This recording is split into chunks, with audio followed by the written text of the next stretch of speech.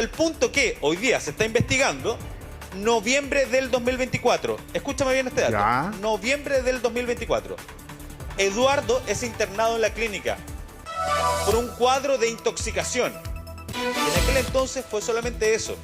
No fue investigado judicialmente. Hoy día cobra valor, ¿por qué?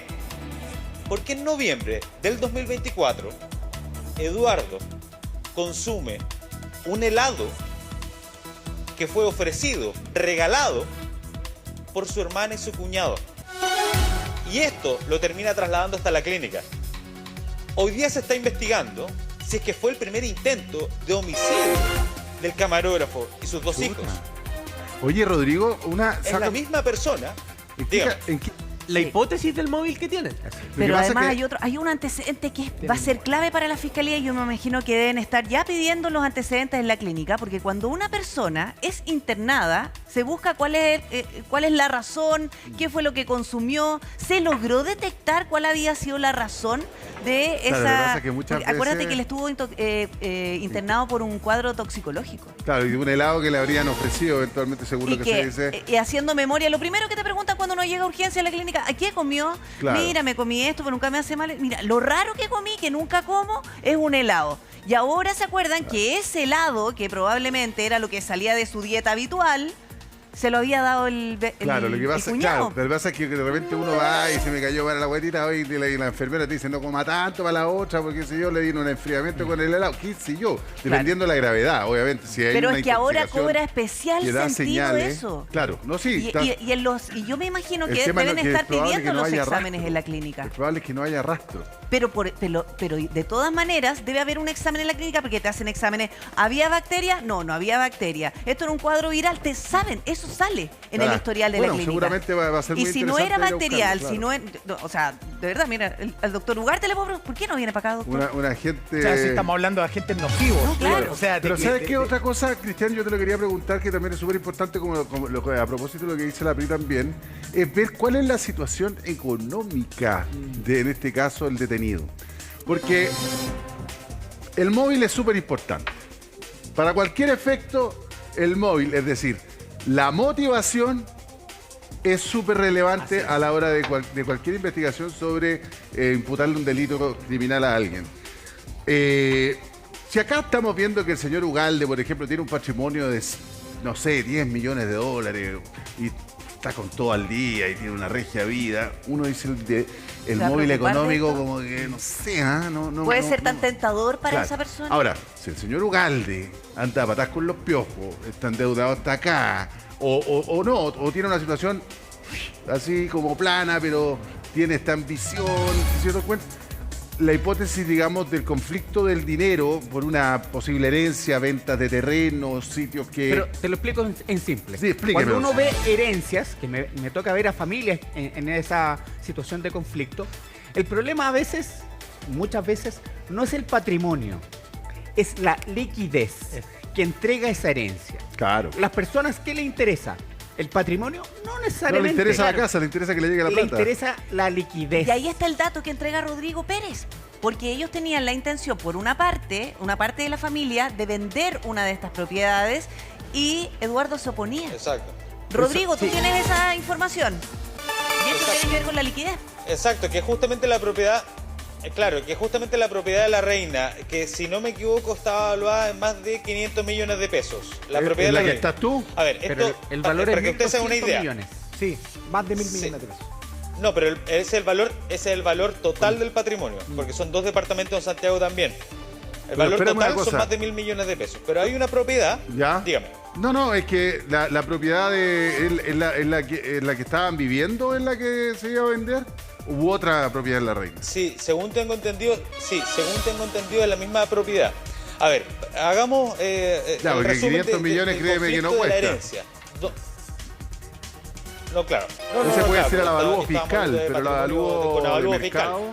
Exactamente. Ah, ya. valor fiscal. Otra No, cosa, avalúo ahí fiscal. tenía el doble por lo menos. El metro cuadrado. Sí, claro. No, todo esto que estamos hablando es avalúo fiscal, ¿no? Según los antecedentes que están en la carpeta investigativa con los montos en avalúo fiscal. Ya, el 2017, aproximadamente, si no me equivoco, entre el 2014 y 2017 se constituye esta sociedad. La sociedad es de los padres de Eduardo, ambos padres, padre y madre, y además su hermana, ¿no? Y su cuñado. Esta sociedad inmobiliaria se hace finalmente de este patrimonio, con estas propiedades. Fallece uno de los padres. Evidentemente el resto de la herencia queda para el que al que sobrevive, ¿no? Luego fallece el otro padre. Y finalmente entonces el heredero de la parte de la sociedad que le correspondía a los padres se traspasa a Eduardo. Al traspasarse a Eduardo comienzan los conflictos. Claro. Aproximadamente, sí, exactamente. Claro, Eduardo, la hermana ya estaba en la sociedad desde el origen, pero él recibe como herencia finalmente este traspaso de la sociedad. Ya. Bueno, ahí comienzan los conflictos, porque se comienza a configurar una suerte de rivalidad entre los hermanos a propósito de esta herencia. Finalmente, hay una propiedad en cuestión, que es la de la reina, que nosotros entendemos que es justamente en donde nosotros nos encontramos, que tenían la intención de venderla. Pero una persona se oponía. ¿Quién? Eduardo. Claro. Y al momento de oponerse, como según entiendo, hace 3 años aproximadamente, comienza ahí la tensión. Claro. Ahora, te tengo unas preguntas, Claudio, aquí para que entendamos. Mucha gente en la casa seguramente no sabe cómo funcionan las sucesiones, la herencia. Aquí hay básicamente herederos, ¿no es cierto? Que son Eduardo y su hermana, ¿no es cierto? Esos son los dos herederos, tiendo a creer yo. Y ellos reciben una herencia, hacen la posesión efectiva y todos esos bienes, me imagino, quedan hasta que no se liquiden o se haga la partición en comunidad. En comunidad de herederos. Correcto. A los dos.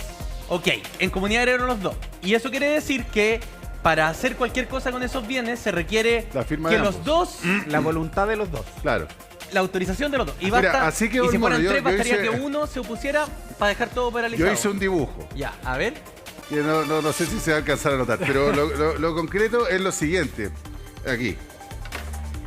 Si hay una sociedad entre ¿cómo se llama? 50 y 50, entre la hermana y el cuñado con los papás, sí, hay 50 y 50. El 50 de los papás lo hereda Eduardo y la hermana. O sea, la hermana igual agarra de este lado, pero también tiene de este lado. Entonces, la hermana tiene 75, entonces. La hermana tiene 50, el cuñado tiene 25 y Eduardo tiene 25. Perfecto. ¿Cachai? Entonces, ese 25 de Eduardo le da poder suficiente de firma y de autorización. O sea, si Eduardo se opone a la voluntad de los otros dos, no hay negocio. No se puede hacer nada. No hay negocio salvo que exista un juicio de partición, que el juicio de partición no se había generado en este momento porque ellos querían buscar un acuerdo. Ese acuerdo nunca llegó. Y lamentablemente muchas veces el acuerdo no llega porque uno de los herederos tiene el uso del bien común, del bien de la comunidad. En este caso también, en este caso, será el terreno. Entonces es el que tiene el menos incentivo para poder generar esa partición. Ya, pero es que, Claudio, aquí lo que... Perdónenme, pero lo que uno no entiende es... ¿Tú prefieres, suponiendo que lo que se está imputando y lo que se va a formalizar esta tarde sea real? En ese supuesto, cuesta entender que un ser humano que presuntamente era racional, era un vecino del barrio, un tipo profesional, ¿no es cierto?, prefiera asesinar a la contraparte en vez de irse a un juicio de partición. Porque él podría haber forzado el juicio de partición. O la hermana, en el fondo. A ver, es que usted, a ver, yo he visto a familias, y no solamente he visto a familias, he visto a adultos mayores muy preocupados, extremadamente preocupados, extremadamente preocupados por lo que va a pasar a su fallecimiento y de cómo se van a comportar sus hijos, porque siempre temen respecto de un hijo, respecto de lo que va a pasar con el resto, porque a veces los padres, y muchas veces, los padres quieren proteger a uno, no solamente por el hijo, sino por la descendencia. Y me da la impresión aquí en que uno de los padres, padre o madre, siempre buscó proteger a este hijo por sus nietos, por esos dos jóvenes de 17 años que eran el foco de atención respecto de estos abuelos. Entonces aquí se genera un gran problema en que las personas a veces no dejan lista su herencia y se generan los problemas. Ya, pero además la ley de herencia en Chile es súper rígida, pues, Claudio. Yo he conversado con un montón de adultos mayores que me dicen, no puedo hacer lo que quiero con mi patrimonio. No quiero que la repartición de porcentajes sea así. No quiero que la cuarta libre disposición sea lo único que quiero de libre disposición. Tengo un hijo que tiene 7 hijos. O quiere hacer tiene 7 nietos. que no sé, quedó viudo, Tiene está en una todos estos situación de problemas. desventaja. Sí. Yo, en mi sabiduría de padre, creo en justicia que él merece el 60%. ¿Y sabes por qué? ¿Y se lo ¿Sabes puede por qué se dejar? da eso, José María? Porque los padres, que es inherente también al ser humano, y en su condición de padre, siempre quieren proteger al más débil. Así Al es. que ve más débil. Y eso genera Pero mucha también- disputa familiar. Sí. Mira, la preocupación de muchos padres cuando ya están llegando al ocaso de su vida siempre es que no quiero que mis hijos se peleen. Sí. Entonces, claro, han podido a lo mejor tener propiedades, han tenido una situación más estable, pero la preocupación es no quiero que se peleen. Y sabes que yo aquí te quiero preguntar, ¿esta situación de sociedad que tenía esta familia complica más las cosas que si hubiese sido una herencia natural? Complica mucho más respecto a la gestión y la administración de esa sociedad y respecto a cómo se dispone o cómo se liquida. A veces muchas personas buscando evitar Exactamente. Sí, impuestos de sí. herencia, generan estas Sí. estructuras societarias. Pero muchas veces generan mucha más rigidez respecto de la administración, porque tratan de generar en un tercero la Sí. administración, pero genera más problemas. Sí. Yo he visto a muchos padres, ya adultos mayores, con mucha angustia. Yo he acompañado a padres a la notaría para hacer un testamento en secreto, porque no quieren generar ese conflicto en vida Sí. y saben que ese conflicto va a llegar después Claro. y quieren ¿Sabes generar por qué o proteger O sea, a uno, ciertas ¿sabes ramas qué de uno- pasa? Que- uno podría Sí, revisar esa ley y todo, digamos, a propósito de la rigidez, pero esa rigidez también tiene que ver con, porque también conocemos esta historia de un montón de adultos mayores que conocen al amor de su vida a los 96 años también. y firman todo lo que les pide. O le dan un mandato general. Claro, Mira, entonces también hay la idea es como proteger eso, entonces por eso es Mira, una